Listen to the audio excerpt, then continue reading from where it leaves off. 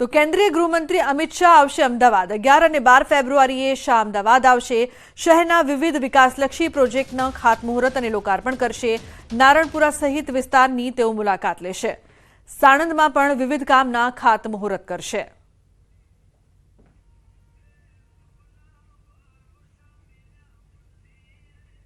અમિતભાઈ શાહ સાહેબ 11 અને 12 તારીખના રોજ ગુજરાતમાં આવી રહ્યા છે। અમદાવાદ મહાનગરપાલિકા દ્વારા માનનીય અમિતભાઈ શાહ દ્વારા જે વિવિધ લોકાર્પણો અને જે ખાતમુહૂર્તો છે, જે કામો તૈયાર થઈ ગયા છે એનીને પબ્લિકને ભેટ મળશે। ગુરુકુળ રોડ પર આવેલું WDF સ્ટેશન હોય, રાજપથ ક્લબની પાછળ આવેલું WDF સ્ટેશન હોય, રામદેવ પીરના ટેકરા આપણે વાત કરીએ કે નારણપુરા વિધાનસભાની અંદર જ્યાં ઝૂંપડું ત્યાં ઘર 588 જેટલા મકાનો જે તૈયાર થઈ ગયેલા છે એ 588 જેટલા મકાનોનું લોકાર્પણ થશે। તો શહેરના વિવિધ વિકાસલક્ષી પ્રોજેક્ટના ખાતમુહૂર્ત અને લોકાર્પણ કરવા માટે તેઓ ખાસ આવી રહ્યા છે। સાથે સાથે નારણપુરા સહિતના વિસ્તારોની તેઓ મુલાકાત લેશે। સાણંદમાં પણ વિવિધ કામના ખાતમુહૂર્ત કરશે।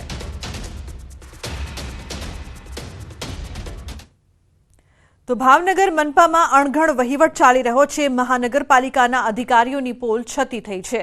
મહાનગરપાલિકા દર વર્ષે કરોડો રૂપિયાનો ખર્ચ કરીને રસ્તા બનાવવા માટે કરે છે, પરંતુ તાજેતરમાં શહેરના આનંદનગર વિસ્તારમાં આવેલી શ્રદ્ધા સોસાયટીમાં રસ્તો સારો હોવા છતાં ત્યાં નવો રોડ બનાવવાની કામગીરી શરૂ કરવામાં આવી હતી, પરંતુ રોડના ખાતમુહૂર્ત કરવા આવેલા પાલિકાના મેયર ભરત બારડે રસ્તો સારો હોવાથી ખાતમુહૂર્ત નહીં કરું તેમ કહ્યું હતું।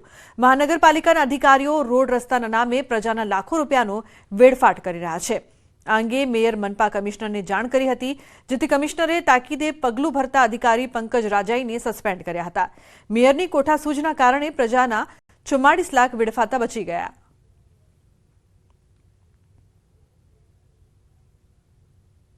સ્થળ પર જઈને જે જગ્યાએ ખાતમુહૂર્ત કરવાનું હતું ત્યાં રોડ એકદમ નવો હતો, ખાતમુહૂર્ત કરવા જેવું હતું નહીં, રોડ બનાવવા જેવો હતો નહીં। તેથી મેં સૂચન કર્યું હતું કે અહીંયા રોડ બનાવાય નહીં, અહીંયા ખર્ચો કરાય નહીં।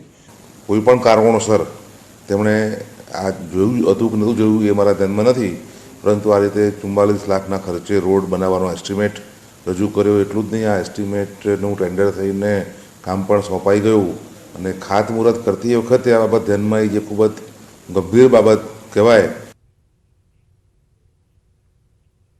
તો અંબાજીમાં દાંતા હોસ્પિટલમાં વિરોધ, આરોગ્ય કેન્દ્રમાં સ્વાસ્થ્ય સાથે ચેડા થતા હોવાનો આક્ષેપ થયો છે।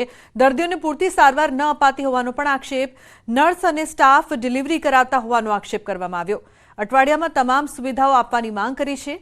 સ્થાનિકોએ આરોગ્ય કેન્દ્રને તાળાબંધી કરવાની ચીમકી પણ ઉચ્ચારી છે। मैंने हारी गया, मैं कીધું લેબોરેટરી કરવાને હે, લેબોરેટરી તા કા ખૂન ને થાય કે બીજી લેબોરેટરી મહિનાની ને થાય, મહિનાની લેબોરેટરી સેમ ને થાય, બેદા થાય હે, આખા થાય હે, એડ ને થાય। પછી મેં કીધું છેલ્લો છે કે આઠમો છે કે એમ ખબર પેરા એમ તેમાં કેરો કેમ તે કે એમ તે ખબર ને પેરા કે જાજો કે રતનપુર જાજો। પણ અમે આજે એવી ચીમકી આલી છે કે અઠવાડિયાની અંદર સિવિલ હોસ્પિટલ દાંતામાં જે આવતી હોય સુવિધાઓ એક અઠવાડિયાની ઉપલબ્ધ કરાવો, એના માટે અમે વાત રજૂઆત આજે કરી છે। ના આવતા અઠવાડિયે જો પાછા નહીં થાય તો આવતા અઠવાડિયે પાછું અમે આવેદનપત્ર આપીશું।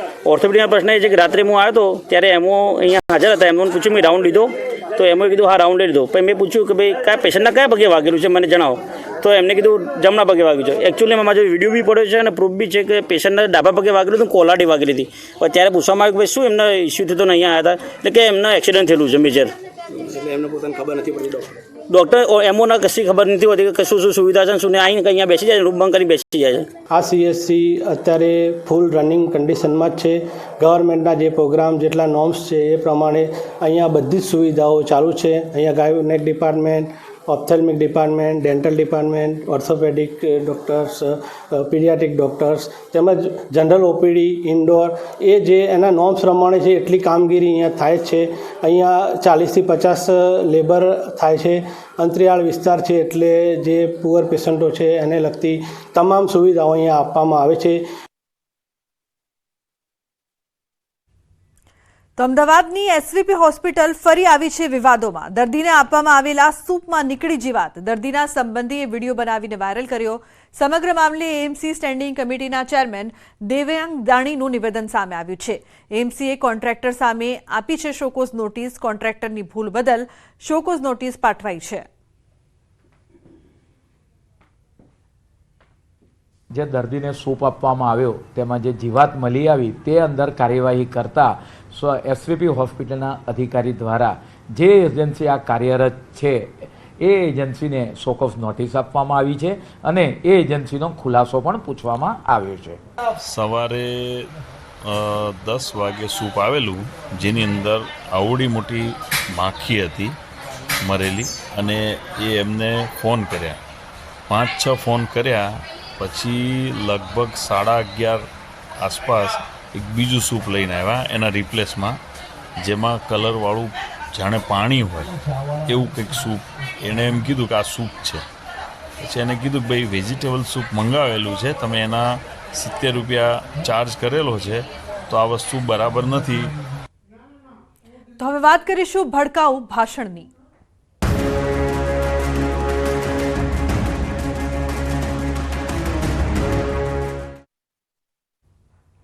તો જૂનાગઢમાં ભડકાઉ ભાષણ મુદ્દે એટીએસની કાર્યવાહી. એટીએસ મુફ્તીને લઈ જઈ રહી છે. જૂનાગઢ માટે રવાના થઈ ગઈ છે. મુંબઈથી મુફ્તીની એટીએસ દ્વારા ધરપકડ ગઈકાલે કરવામાં આવી હતી. મૌલાનાને અમદાવાદ એટીએસ લાવવામાં આવ્યો છે. મુફ્તીને આજે જ જૂનાગઢ કોર્ટમાં રજૂ કરાશે. જૂનાગઢમાં ભડકાઉ ભાષણના આરોપમાં મૌલાના મુફ્તી સલમાન અઝહરીની ધરપકડ કરવામાં આવી છે. ગુજરાત એટીએસે મૌલાનાની મુંબઈના ઘાટકોપરથી ધરપકડ કરી છે. ગુજરાત એટીએસને 2 દિવસના ટ્રાન્ઝિટ રિમાન્ડ મળતા મૌલાનાને મુંબઈથી અમદાવાદ લઈ આવવામાં આવ્યો છે. મૌલાનાને જૂનાગઢ લઈ ગયા બાદ આજે જ કોર્ટમાં રજૂ કરીને તપાસ કરવામાં આવશે. જૂનાગઢમાં આયોજિત એક સભામાં મૌલાનાએ ભડકાઉ ભાષણ આપીને સનાતનના વિરોધમાં ઝેર ઓક્યું હતું, જેને લઈને પોલીસે ખુદ ફરિયાદી બનીને ગુનો નોંધ્યો હતો. અઝહરી સહિત 3 લોકો વિરુદ્ધ જૂનાગઢ બી ડિવિઝનમાં ફરિયાદ પણ નોંધાઈ હતી. મૌલાના સામે આઈપીસીની કલમ 153B અને 505(2) અંતર્ગત કેસ દાખલ કરીને કાર્યવાહી કરવામાં આવી રહી છે. 153B અંતર્ગત ધાર્મિક સમૂહો વચ્ચે દુશ્મની વધારવાનો ગુનો પણ દાખલ કરાયો છે. મુંબઈના એક પૂર્વ નેતાએ પણ ભલામણ કરી હતી. ત્યારે સલમાન અઝહરી કઈ સંસ્થાઓ સાથે જોડાયેલો છે તેની તપાસ એટીએસે શરૂ કરી છે. મૌલાનાને મદદ કરતી સંસ્થાઓમાં ફંડિંગ ક્યાંથી થાય છે તે અંગે પણ તપાસ થશે. હાલ સલમાન અઝહરીના આવા ભાષણ પાછળનો ઉદ્દેશ જાણવા પૂછપરછ હાથ ધરાઈ છે. તો શું છે મૌલાના મુફ્તી સલમાન અઝહરીનો મામલો? થોડાક દિવસ પહેલા જૂનાગઢમાં મુસ્લિમ સમાજના આગેવાનોનું એક સંમેલન યોજાયું હતું. આ સંમેલન બાદમાં ચર્ચાનો વિષય બન્યું હતું, કેમ કે આ સભામાં મુસ્લિમ આગેવાનોએ મંચ પર ભડકાઉ ભાષણ આપ્યું હતું. બાદમાં આ મામલે ફરિયાદ દાખલ કરવામાં આવી હતી.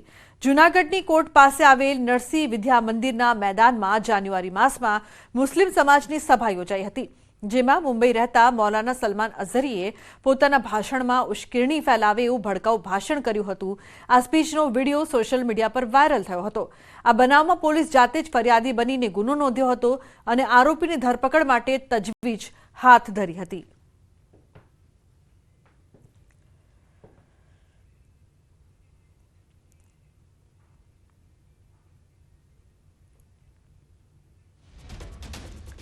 તો જૂનાગઢમાં મૌલાના દ્વારા વિવાદિત ભાષણનો મામલો. જૂનાગઢ એસપીએ આપી પ્રતિક્રિયા. સમગ્ર જિલ્લામાં કડક પોલીસ બંદોબસ્ત. લોકોના ટોળા એકઠા ન થાય તે માટે પોલીસ સતર્ક. ખોટી અફવા અને ઉશ્કેરણીજનક પોસ્ટ ન કરવા પોલીસે તાકીદ કરી છે. ને લઈને જૂનાગઢમાં આવશે. બાય રોડ આવી રહી છે, તો જૂનાગઢમાં પણ આવા કંઈ પણ પ્રકારે લોકો ભેગા ન થાય એટલા માટે પોલીસ સતર્ક છે, એલર્ટ છે અને દરેક જગ્યાએ સમગ્ર જિલ્લામાં પોલીસ છે વ્હીકલ ચેકિંગથી માંડી અને આવા લોકો ક્યાંય ભેગા ન થાય એની તકેદારી રાખી રહી છે. આમ છતાં આપના માધ્યમથી તમામ જનતાને પણ જણાવવું કે કોઈ પણ પ્રકારે કોઈ પણ સંજોગોમાં લોકોએ ક્યાંય પણ આવી અફવાઓમાં પણ ન આવવું અને આના કારણે ક્યાંય એકઠા પણ ન થવું. અવધૂત આશ્રમના મહંત મહાદેવ ગીરીએ આપી છે પ્રતિક્રિયા. મૌલાનાના ભાષણની કડક શબ્દોમાં કરી ટીકા. ભડકાઉ ભાષણબાજી કરનારા સામે કડક કાર્યવાહીની માંગ કરી છે. આવા કોઈ પણ બહારથી આવીને વ્યક્તિ જ્યારે ભડકાઉ ભાષણ કરે છે ત્યારે સ્થાનિક તંત્રે પણ આની નોંધ લેવી જોઈએ અને આવા લોકોને આવી પરવાનગી આપવી જ ન જોઈએ. અને જે રાપી છે ને આવું એક વાતાવરણ જ્યારે ડોળાયું છે ત્યારે આની શિક્ષાત્મક રીતે જે પણ પગલાં લેવાતા હોય એ તંત્ર પણ આના પગલાં લે અને આની સજા થાય એવી ચોક્કસ અમે આગ્રહ રાખીએ છીએ. કારણ કે જુનાગઢ એ શાંતિપ્રિય શહેર છે ને આવી શાંતિપ્રિય શહેરમાં કોઈ આવી અને અશાંતિ ઊભી કરે એ પણ જરા પણ ચલાવી લેવું ન જોઈએ. સમાચારનો પ્રવાહ યથાવત રહેશે. હાલ રોકાઈશું એક બ્રેક માટે. આપ જોતા રહો ન્યૂઝ 18 ગુજરાતી.